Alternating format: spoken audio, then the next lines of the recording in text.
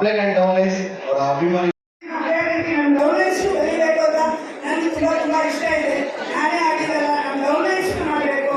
ಒಂದು ನನ್ನ ಮನೆಯಲ್ಲಿ ಇಷ್ಟೊಂದು ಹಾಕಿದ್ದೀನೋ ಇಲ್ವೋ ನಮ್ಗೆ ಗೊತ್ತಿಲ್ಲ. ಈ ಟೈಮಲ್ಲಿ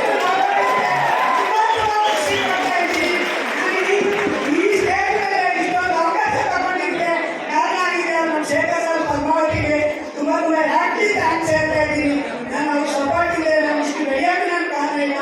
ಅವ್ರು ನನಗೆ ಕಳಿಸಿದಾರೋ ಅದೇ ರೀತಿ ನಾನು ನಮ್ಮ ಡೌನ್ಲೈನ್ಸ್ ಬೆಳಿಬೇಕು ಅಂತ ಒಂದು ಶೋಭಾ ಮೇಡಮ್ ಬಂದಿದ್ದೀನಿ. ಆ ರೀತಿ